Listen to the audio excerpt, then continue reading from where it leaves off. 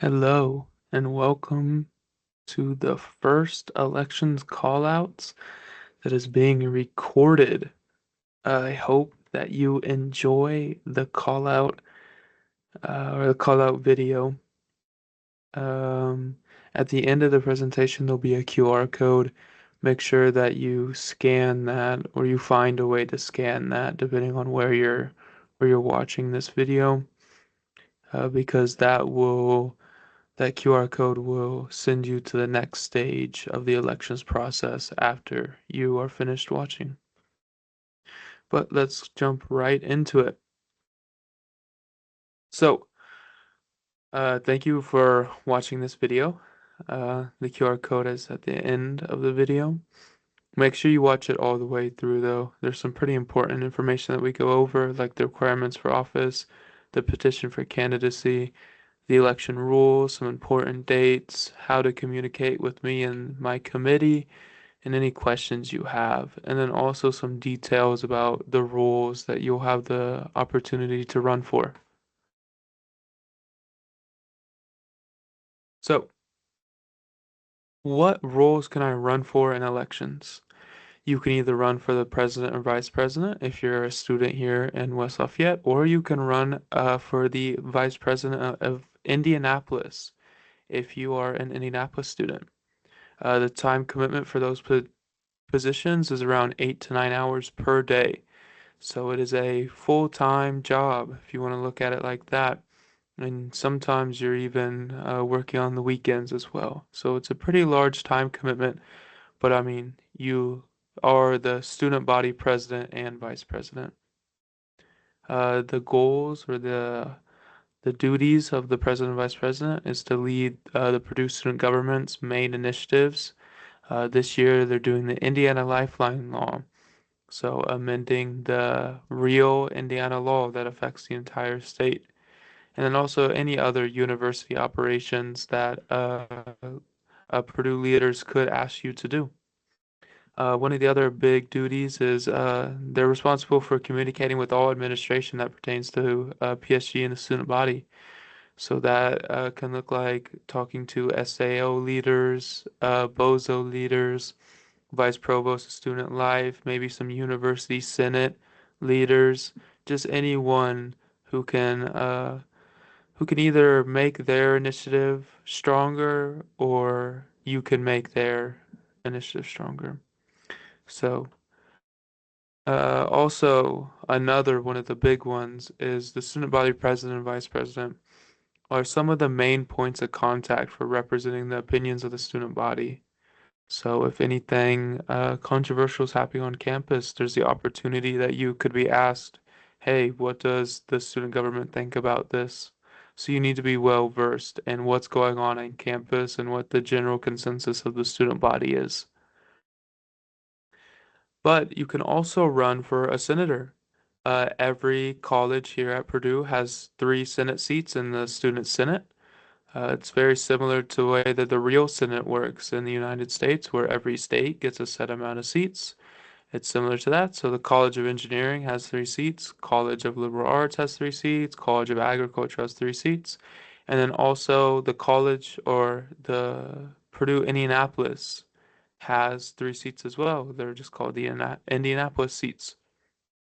No matter what location you're in here at Purdue, you can run for anything. So if I'm a Purdue Indianapolis student and I'm also in the College of Engineering, I can run for the College of Engineering seats or the Indianapolis seats. Unfortunately, you cannot run for both.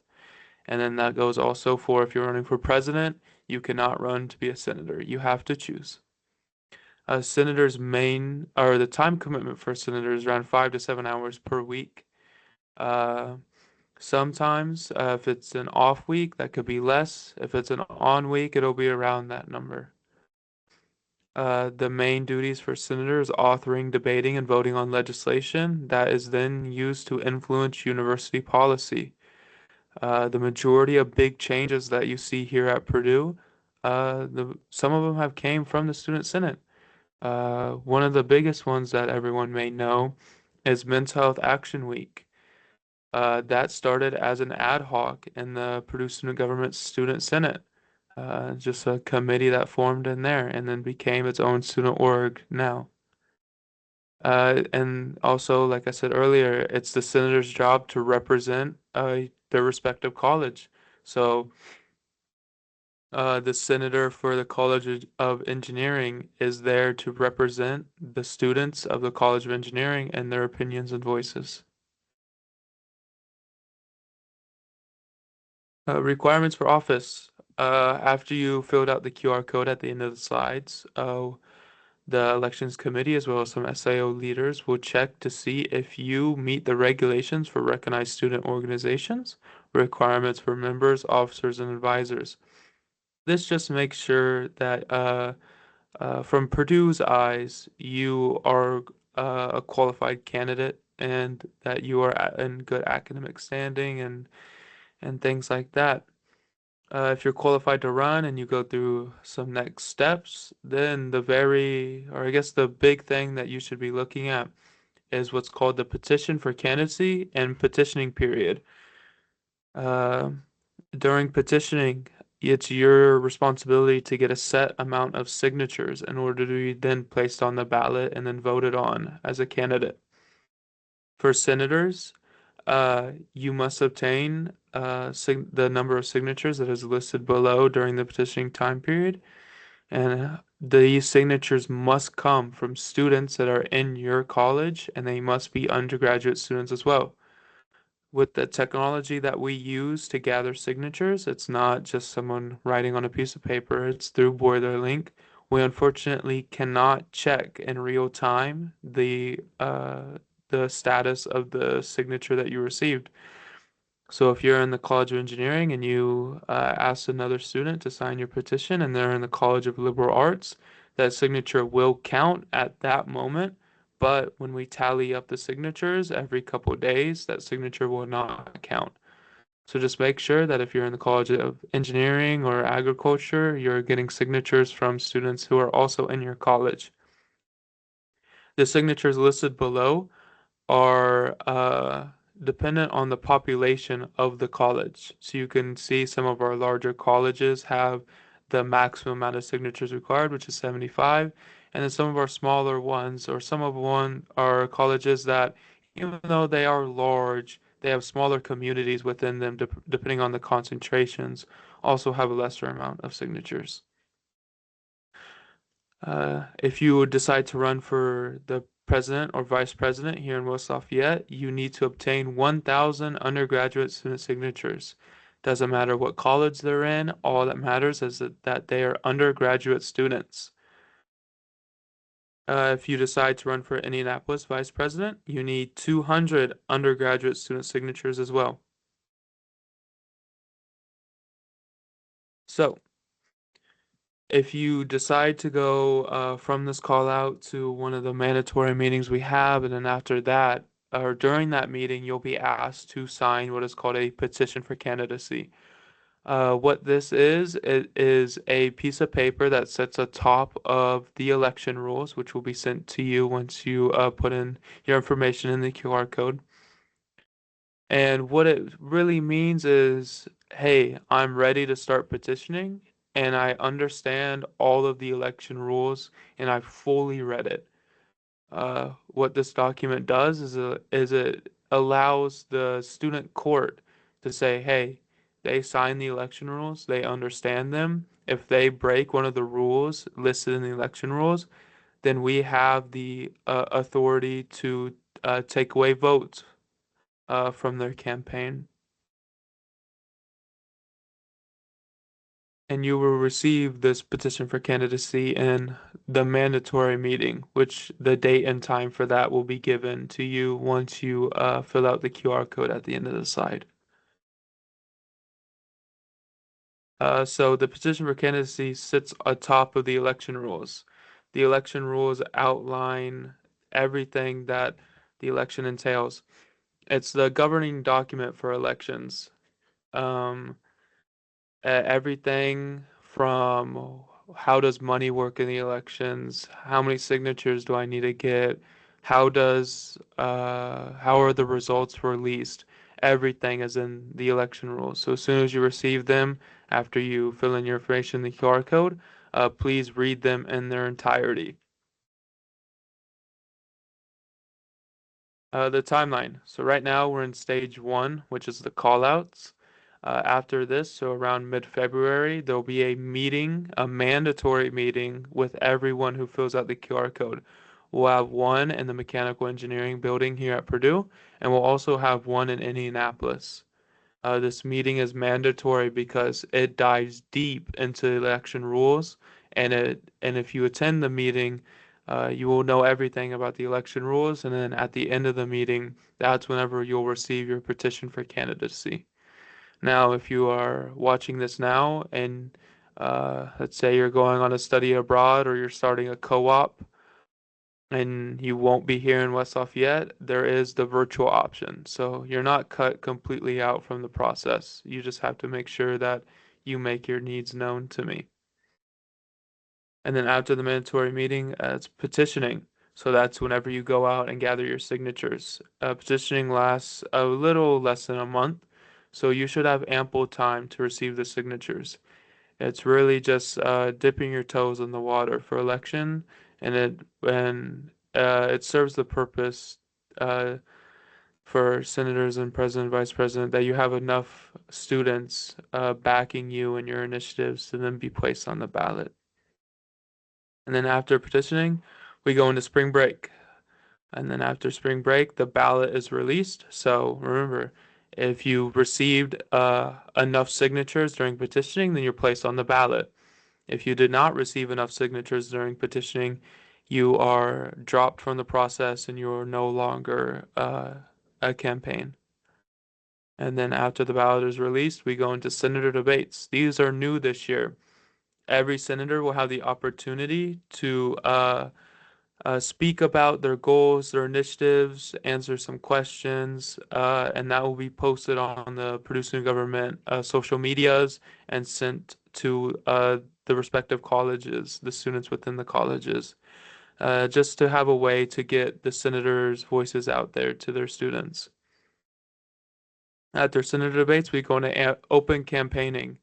Open campaigning is the time where the president and vice president usually go out on campus and they make themselves known. That's a time whenever you'll see a lot of tabling around campus, them handing out free food, stuff like that. Then we have the preliminary budget. That's just saying, hey, this is the money that I've spent. This is money that I hope that I will spend. It's just a way to keep the PSG treasurer here up to date on what elections is doing. And then after that, we have the presidential and vice presidential debate here in West Lafayette. And then we also have the vice presidential debate in Indianapolis. So here in West Lafayette, we have Fowler Hall and Stewart rented out to host the presidential and vice presidential debate. And then in Indianapolis, we have a pretty large room down there rented out to hold the Indianapolis vice presidential debate. And after that, we have the working budget due. So around mid time of open campaigning, just submit another budget report of what you spent. And then on March 31st, voting begins. This is when elections really ramps up for 4 days. And then after the fourth day, voting ends. During this time is when you'll see a lot of big events revolving around voting happening. You'll see the campaigns out there almost every single day, getting their votes. And after voting ends, we have the final budget due, and then we have a couple weeks, maybe a week or two of buffer to allow any final tallying of votes, any grievances, any court processes to wrap up. And then after that time, depending on how long it takes, that's when the results are released and the students know who their senators are going to be, who their vice president and vice presidents are going to be here in West Lafayette, and who their Indianapolis vice president is going to be. So, how do you contact the committee, the elections committee? It's led by me, Eli Ade. My email is listed there. And then also the deputy elections director, Emily. Her email is listed there. And then our chief justice, Jacob Pranger. Um, For those contacts, I would reach out to Emily and I for questions. Jacob would be the main one reaching out to you if you end up breaking a rule outlined in the election rules. He will be the one to oversee the court proceedings. Then we have our ticket supervisors. These people listed there are assigned to campaigns, either vice presidential, presidential, or senators. And these are the connections to PSG. They will answer any questions you'll have. They'll really be there to help you through the process. And then in Indianapolis, we have a team down there. This call out slide is a little bit outdated because Batter has found a couple more people down there. And then we also have two other parts of elections, logistics, who handle the debate, planning out the debate and everything like that. And they also help with the more technology side of elections. And then we have marketing, who make the flyers, make the stickers, make any promotional materials for elections, really help get elections name out there. And that's it. Please scan this QR code and fill it out if you want to go to the next stage of elections. If you don't fill it out. Once the final call out happens around February 13th, after that, I'll send an email out to all of the tickets with the election rules and when the mandatory meetings will take place and where they will take place. So once you receive that email, read the election rules in their entirety and put the mandatory meeting dates on your calendar. Because, like the name suggests, they are mandatory. And if you unfortunately cannot make that meeting due to something like you are no longer in West Lafayette or Indianapolis, or if you have an exam that day, or if you're in the hospital or anything like that, please let me know. But this event or this meeting, you must show up to it. If you overslept or something like that, then you unfortunately will be left out of the elections process. Thank you.